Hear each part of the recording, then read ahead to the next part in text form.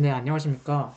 저는 트랜스포머 개념 이해 및 한국 영어 대화체 번역 프로젝트 실습에 대해서 강의할 강사 최한백이라고 합니다. 저의 강의의 목표는 트랜스포머에 대한 전반적인 개념을 이해하는 것이고요. 또한 파이토치의 트랜스포머 코드를 구현해보고 분석해보는 시간을 구글 콜업에서 갖도록 하겠습니다. 또한 AI 허브에 있는 한국어 영어 대화체 데이터셋을 트랜스포머에 학습시켜서 번역해보는 프로젝트를 실습해보겠습니다. 사전 지식으로는 머신러닝과 딥러닝 기초이론과 파이썬 기초 정도, 아주 간단한 기초 정도의 지식만 있으시면 되겠습니다.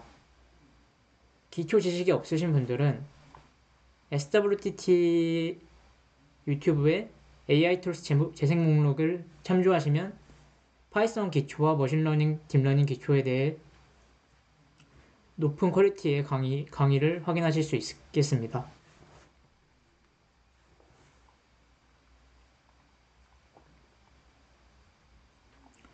네, 먼저 트랜스포머가 나타난 모티베이션에 대해 설명을 드리겠습니다. 바로 시퀀스 투 시퀀스 모델이라는 RNN 계열의 모델의 문제점에서 트랜스포머가 발생하게 되었는데요. 먼저 시퀀스 투 시퀀스 모델에 대해서 설명을 드리자면 말 그대로 문장에서 문장을 출력을 해주는 그런 모델입니다. 예를 들어서 나는 학생입니다라는 문장이 있습니다. 이 문장을 인코더에서 학습을 시킨 후에 컨텍스트 벡터로 넘기고 디코더에서는 I am a student 라는 문장으로 번역을 해줍니다. 이것이 바로 시퀀스 투 시퀀스 모델입니다. 시퀀스 투 시퀀스 모델의 메소드에 대해 간단하게 설명드리겠습니다. 먼저 나는이라는 인풋에 대해서 첫 번째 히든 스테이트로 선형 변환을 합니다. 선형 변환을 한다는 것은 나는이라는 인풋 토큰을 의미를 좀 더 압축하고 풍부하게 담도록 인베딩하는 거죠. 두 번째 토큰도 똑같이 두 번째 히든 스테이트로 인베딩을 합니다. 하지만 이때 문장이라는 것은 하나의 토큰만 보고 의미를 파악할 수 없기 때문에 그 이전 토큰에 대한 히든 스테이트 정보를 함께 같이 투입을 하여 두 번째 히든 스테이트로 인베딩을 합니다. 마찬가지로 세 번째 히든 스테이트는 지금까지 쌓아온 히든 스테이트와 오리지널 인풋을 합쳐서 인베딩을 하여 전체 문장 전부를 최종적으로 담게 됩니다. 이러한 전체 문장을 담는 하나의 인베딩을 컨텍스트 벡터라고 합니다. 이 H3의 컨텍스트 벡터를 이제 디코더 부분으로 넘깁니다. 디코더 부분으로 넘기면 먼저 SOS는 이제 센텐스의 시작을 의미하고요. 센텐스의 시작이라는 인풋을 바탕으로 인풋과 컨텍스트 벡터를 바탕으로 처음엔 I라는 단어가 나타나야겠구나 라고 모델이 예측을 합니다. 그 다음 지금까지 컨텍스트 벡터와 SOS를 바탕으로 두 번째 히든 스테이트를 생성을 하고요. I를 추가로 해서 생성을 하고요. 그 다음은 M을 만듭니다. 똑같은 방식으로 student를 만들어내요. 최종적으로 EOS 토큰이 나타나면은 모델의 출력이 종료되게 됩니다. 이러한 방식으로 시퀀스 투 시퀀스 모델이 학습을 하는데요. 이렇게 메소드 부분을 보시면서 느끼셨겠지만 문제점이 상당히 많습니다. 첫 번째 문제점은 정보가 가면 갈수록 잊혀진다는 점입니다. 예를 들어서 H3에는 나는과 학생과 입니다의 정보가 함께 융합하여서 맥락적으로 나타내줘야 됩니다. 하지만 나는이라는 것은 기본적으로 거리가 멉니다. 학생은 그나마 가깝습니다. 입니다는 가장 가깝게 위치하여 있죠. 나는은 여기서 복잡한 연산을 계속 거치면서 정보가 흐려질 수밖에 없습니다. 문장이 토큰이 엄청나게 많다면 맨 앞에 있는 토큰은 정보가 계속 가면 갈수록 잊혀질 수밖에 없죠. 이러한 문제점입니다. 왜 이런 문제점이 어떻게 이제 표면적으로 나타나는지 예시를 설명드리자면 먼저 I라는 문장을 출력을 하기 위해서는 인풋 센텐스에 어디에 집중을 해야 될까요? 바로 나는이라는 토큰에 집중을 해야 되겠죠. 하지만 지금 나는이라는 정보는 가면 갈수록 정보가 잊혀지기 때문에 컨텍스트 벡터에 나는이라는 정보가 희미하게 담겨 있을 확률이 높습니다. 따라서 i라는 출력을 만들기 위해서는 나는이라는 토큰에 초점을 맞춰야 되지만 컨텍스트 벡터가 이를 제대로 담지 못하면 출력이 불완전하게 이루어지게 되는 것이죠. 이러한 문제점을 가지고 있기 때문에 긴 시퀀스나 상대적으로 맥락 파악이 어려운 그런 구조의 문장들의 경우는 시퀀스 투 시퀀스 모델이 제대로 성능을 내지 못하는 문제점을 가지고 있습니다. 그런 문제점을 바탕으로 다시 나타나게 된 모델이 바로 RNN 플러스 어텐션이라는 이제 일종의 모델인데요. 먼저 아까의 문제점을 보면은 i의 출력에서 나는이라는 정보에 집중해야 된다라는 집중하기를 기대합니다. 여기서 집중이라는 거는 어텐션이라고 이제 표현을 하도록 하겠습니다. 즉 제가 말씀드리고 싶은 거는 S1이라는 정보에 H1의 정보가 좀 더 뚜렷하게 담겨야지 좀 더 합리적이라는 겁니다. 리저너블하다는 거죠. 따라서 어텐션이라는 개념으로 S1에는 H1의 정보가 좀 더 많이 들어가 H1에 좀 더 어텐션하고 싶다라는 생각을 바탕으로 하나의 수식이 만들어집니다. 바로 이 수식인데요. 보시면은 S1과 H1의 내적, S1과 H2의 내적, S3 여기 오타 죄송합니다. S1과 H3의 내적을 통해서 각각 S1이 어디 H1, H2, H3에 얼마나 연관되어 있는지에 대한 중요도, 즉 어텐션 스코어를 계산을 합니다. 그 이후 이제 기본적인 밸류인 H1, H2, H3의 밸류 H3에 대한 웨이티드 썸이 이루어지는 것이죠. 즉 X1U를 만들기 위해서 H1에 얼마나 집중해야 되는지, H2에 얼마나 집중해야 되는지, H3에 얼마나 집중해야 되는지에 대한 어텐션 스코어를 계산을 하여 S1U에는 H1의 정보가 더 많이 담겨야 되기 때문에 이게 좀 더 밸류가 더 높겠죠. 그런 식으로 각각의 어텐션 스코어를 통해 웨이티드 썸을 하여 멀리 떨어져 있는 토큰에 좀 더 집중을 할 수 있게 도와주는 모델이 바로 RNN 플러스 어텐션 계열의 모델입니다. 정말 합리적이고 흥미롭죠. 하지만 아직도 여전히 문제점이 존재합니다. 눈치채셨을지도 모르겠지만 여전히 정보가 가면 갈수록 잊혀진다는 문제점이 존재하고 있습니다. 이를 바로 템포럴한 디펜던시를 가지고 있다고 얘기를 하는데요.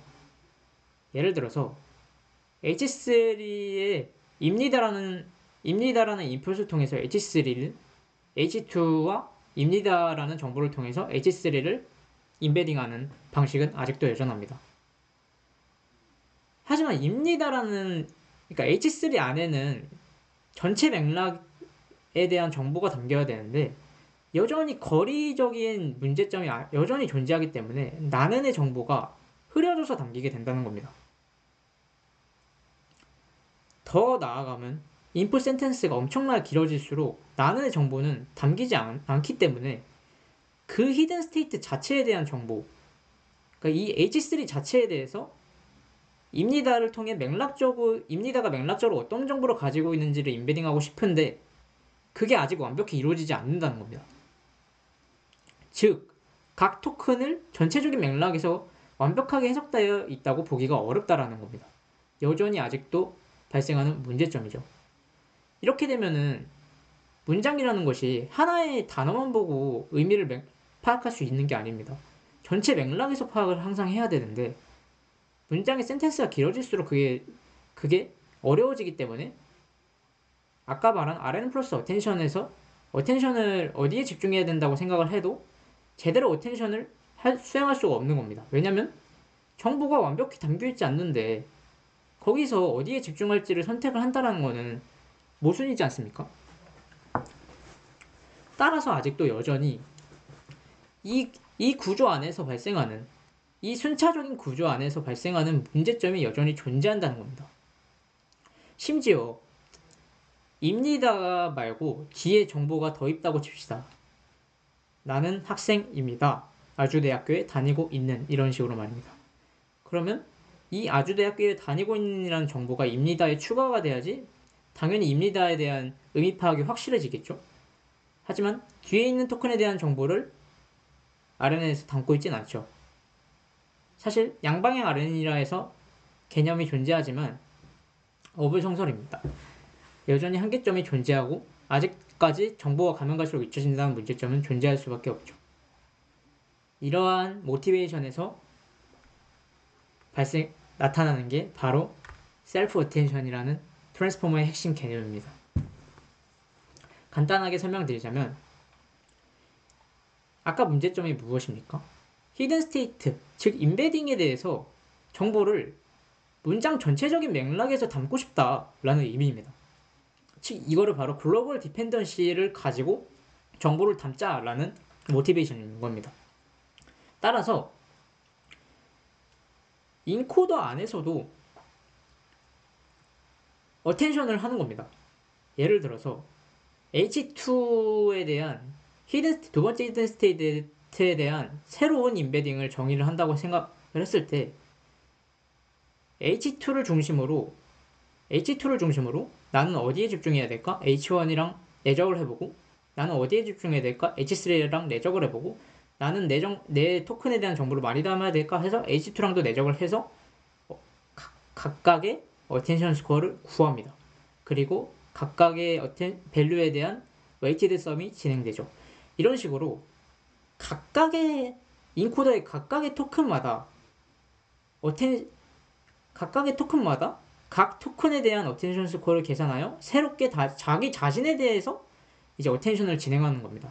이것이 바로 셀프 어텐션이라는 개념입니다.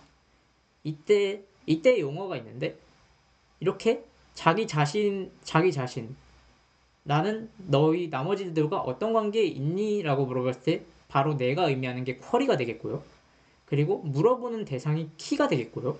밸류는 이제 웨이티드 썸을 할 때 중요한 오브젝트이기 때문에 밸류라고 표현을 합니다. 이런 식으로 각각의 토큰에 대한 히든 스테이트들을 나머지 전체적인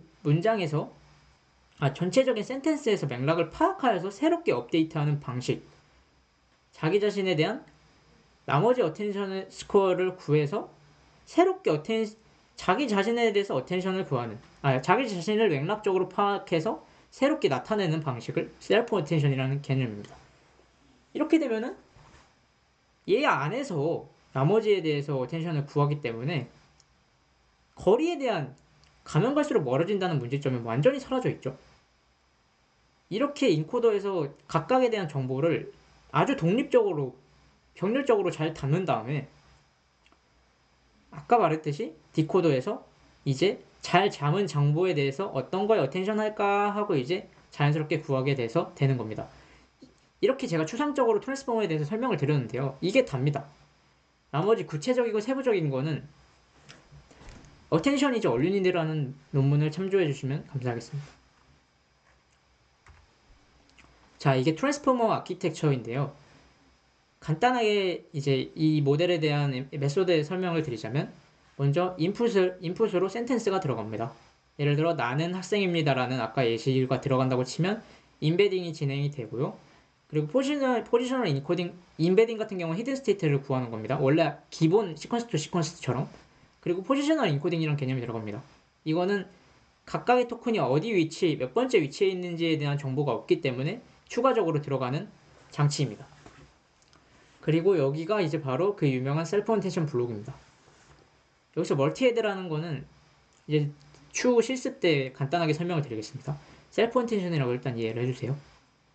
여기서 이제 각각의 토큰에 대해서 아까 말했던 방식으로 셀프 어텐션을 해서 각각의 토큰을 전역적인 맥락에서 해석하여서 새롭게 임베딩을 합니다. 그리고 임베딩을 하고 레지듀얼하게 계속 연결해주면서 레이어놈을 진행을 하고 합니다. 또한 피드포워드 개념인 리니어가 하나 들어가서 마지막으로 최종적으로 전역적인 맥락에서 생성한 컨텍스트 벡터를 만드는 겁니다. 그 컨텍스트 벡터를 이렇게 넘겨서 아웃풋에서도 똑같이 그 셀프 어텐션 개념, 그리고 크로스 어텐션 개념을 통해서 똑같은 방식으로 진행을 합니다. 복잡할 수 있지만 다 똑같은 방식입니다. 마스크드 개념 같은 경우는 기존에 뒤에 있는 답을 볼 수 없게 하기 위해서 마스킹을 하는 개념이고요. 얼티메이트 어텐션은 이제 인풋의 인코더, 컨텍스트 벡터 정보와 아웃풋 정보와를 함께 크로스 어텐션하는, 셀프 어텐션하는 개념입니다. 피드 포워드는 리니어하게 넘어가는 거고요. 계속해서 레지디어를 들어가서 마지막으로 최종적으로 리니어 소프트맥스를 거쳐서 아웃풋을 만드는 개념입니다. 트랜스포머는 결국에는 복잡하게 생각하지 마시고 셀프 어텐션 개념을 도입하였다. 그리고 셀프 어텐션 같은 경우는 전체적인 맥락에서 각각의 토큰을 독립적으로 병렬적으로 해석하여 나타내는 것. 그래서 각각의 히든 스테이트를 전역적인 글로벌 디펜던시에서 해석하는 그런 방식입니다. 네, 이상으로 1편을 마치도록 하겠습니다.